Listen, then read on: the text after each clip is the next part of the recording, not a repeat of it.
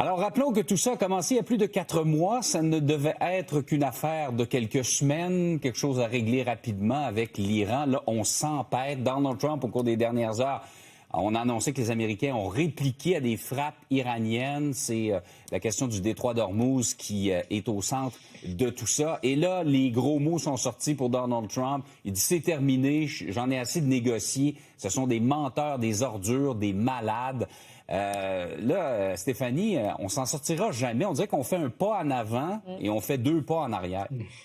Oui, à l'image de Donald Trump, déclaration, disons, des envolées avec très peu de profondeur, très peu d'engagement. Dit, ben là, c'est terminé, mais il pourrait nous dire, c'est terminé, là, si on continue la guerre, mais il pourrait nous dire l'inverse demain, qu'on a renouvelé les négociations et qu'il y a un cessez-le-feu. Donc, tout ça est très, très imprévisible.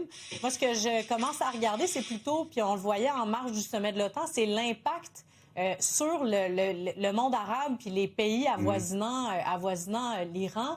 Il y a comme un réalignement là, qui se passe en ce moment. L'Iran dit, oui, on est affaibli par les Américains, on est affaibli par le monde occidental, mais il y a comme les alliés naturels arabes de Donald Trump ou des États-Unis plutôt sont pas nécessairement sont peut-être en train de se réaligner. Là. C'est ce qu'on observe là, quand on pense à Bahreïn, les Émirats, le Koweït. C'est tous des pays qui historiquement étaient très, très proches des États-Unis. Puis là, laisse pas Donald Trump entrer sur son territoire. Donc, on voit vraiment qu'il y a un réalignement qui est provoqué par Donald Trump qui est allé tout seul là, rentrer en Iran, bombarder l'Iran depuis maintenant 4 mois avec absolument aucun résultat au moment où on se parle, sinon que le prix de l'essence qui continue d'augmenter et des drames humains. Ah, mais il dit que ça va descendre, là. Ça va descendre incessamment, le prix de l'essence. Le baril de pétrole, le prix de l'essence va descendre comme vous ne l'avez jamais vu descendre. Mais Marc-André, il faut rappeler aux gens là, que c'est même pas une entente de paix avec l'Iran. C'est une entente préliminaire pour, après ça, convenir d'une entente de paix. Est-ce qu'on est loin de l'objectif? Oh oui, ben là, c'est ça. Ce qu'on voit en plus, là, Jean-François, dans les derniers peut-être 24-48 heures, on s'éloigne toujours. Là. On pense toujours qu'on fait un pas en avant, là, on fait un pas en arrière, on fait un pas de côté, changer de côté, vous êtes trompé. Là. C'est tout le temps un peu ça avec lui, puis c'est essayer de décoder. Là. Puis chapeau aux collègues, là, d'être capable à la traduction, là, de traduire ces propos-là. Parfois, Hey, on est-tu les numéros 1? Hein? On les-tu les numéros 1? Puis on est les numéros 1. Puis il y avait de l'amour il y avait de l'amour dans ça, Jean-François. Ben oui, c'est un love-in. Tout le monde est d'accord, sont les numéros 1. Mais clairement, il y a des impacts puis sur le terrain. Puis on le voit sur le coût de la vie, sur le prix à la pompe, tout ça.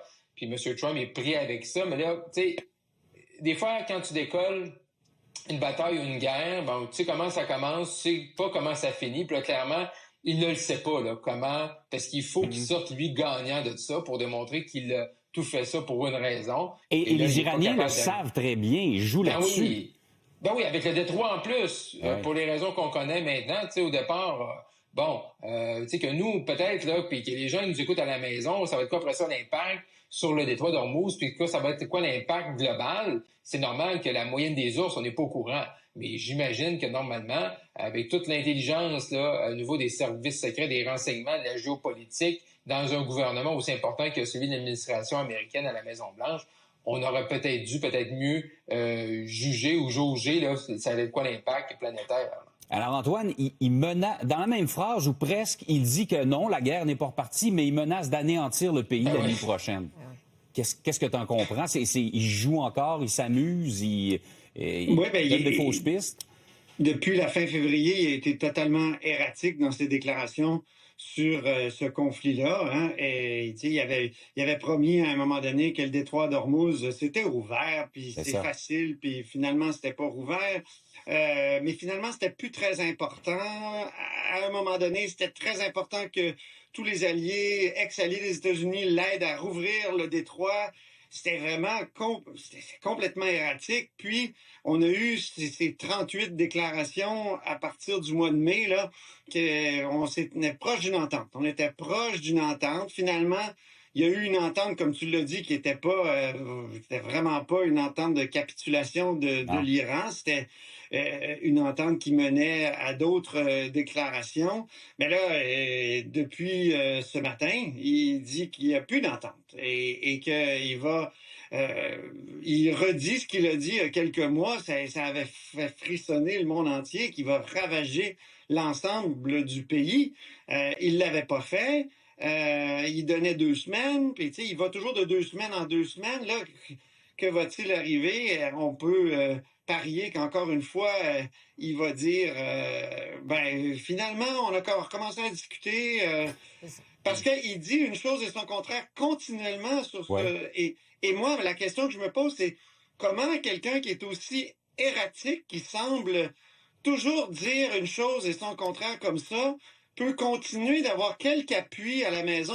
Il faut vraiment qu'il représente quelque chose dans, je sais pas, l'imaginaire américain, comme le gars tough, le gars, le businessman qui a eu du succès. Et il représente quelque chose à la psyché américaine parce que c'est évident que n'importe quel autre être humain à son poste qui aurait eu ce comportement-là archi-erratique aussi dans cette conférence de presse où il ne cesse de dire que tout va bien puis que le pétrole descend alors qu'on avait tout à l'heure c'est ça, pendant qu'il dit ça, en plus, qui nous disait non, ça a déjà eu un effet sur le prix. Oui, parce qu'en plus des milliers de vies qui ont été perdues, là, il y a le cours du pétrole remonte, je regardais les bourses, à un moment donné, elles étaient comme immunisées contre les propos de Donald Trump, mais il y a une fin à tout, là.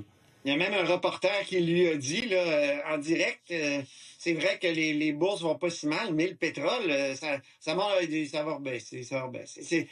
C'est comme si il veut créer la réalité avec ce qu'il dit, puis c'est toujours une réalité qui lui est ultra favorable. Après tout, il est numéro 1, non seulement dans le monde, mais sur TikTok.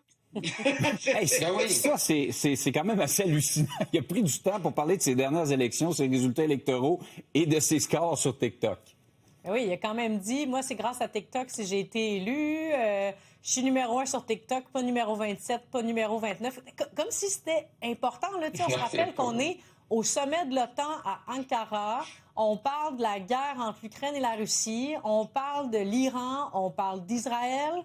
Puis là, toi, tu es en train de nous dire que sur TikTok, tu es le meilleur, puis que le deal avec TikTok était correct. Tu sais, je veux dire, c'est complètement absurde. Puis je rebondis sur quelque chose qu'Antoine parlait de délai. Il faut se rappeler aussi que cette semaine, Donald Trump avait dit aux Iraniens, il va y avoir comme un espèce de moment on va vous laisser vivre votre deuil, parce que c'est les cérémonies, c'est les funérailles nationales de l'ancien leader, là, Khamenei, qui est décédé. Puis là, il y avait comme un peu cette possibilité-là de répit. Là. On vous laisse respirer pendant une semaine. Puis là, suivant donc les festivités, bien, il s'est mis à bombarder l'Iran. Là. Il y a des milliers et des milliers d'Iraniens qui disent, tu sais, nous, on était contents là, que M. Khamenei soit plus notre guide suprême. On a été libérés de ça. Mais en même temps, on a Donald Trump qui nous dit, on va vous donner un peu de répit. Puis lui non plus, il ne respecte pas sa parole. Tu sais, ça doit être épouvantable, en fait, de vivre dans ce pays-là. Puis de pas savoir, en fait, qu'est-ce qui va se passer demain, là. Puis eux, ils entendent Donald Trump dire « on va peut-être vous ravager cette nuit ». Lui, Donald Trump, il lance ça à la légère comme si de rien n'était, mais ça doit être absolument atroce d'habiter Téhéran ou le reste du pays en ce moment, là. En tout cas, Marc-André, il faudrait vraiment un revirement de situation pour que ça se règle rapidement, là, parce que ça semble pas être parti sur des bonnes bases. Non, effectivement. Même les dernières fois, Jean-François, dans les derniers mois, on était plus positif. On pensait qu'on allait arriver, mais là, clairement, ça semble extrêmement noir là, comme situation. Donc, on ne voit pas vraiment là, de façon positive de tourner ça. Malgré que, bon, c'est ça qui est étonnant dans les propos de M. Trump. Pas un peu, je pense, beaucoup de comédie là-dedans. Là, ça va être le personnage. Donc, c'est quoi le vrai du faux là-dedans? Des fois, on peut y arriver, mais là, on est dans un processus de début de négocier pour négocier. Fait que là, clairement, l'étape 1 n'est pas très réussite. Absolument. On va se parler d'autres sujets dans la prochaine demi-heure. Ce qui est terrible, c'est que, malgré cette comédie-là, malgré les propos erratiques, ça a des effets hyper concrets. Oui. Bon, il y a des gens qui meurent, ça, c'est la première tragédie, mais tu sais, on a coupé, par exemple, la taxe d'assises sur l'essence au Canada. Ça reprend le 7, on la remet le 7 septembre. Est-ce qu'on a bien fait? Je veux dire, non. On est pris avec des décisions comme celle-là, puis... Antoine, on s'en parle dans quelques minutes, on va discuter d'autres sujets également.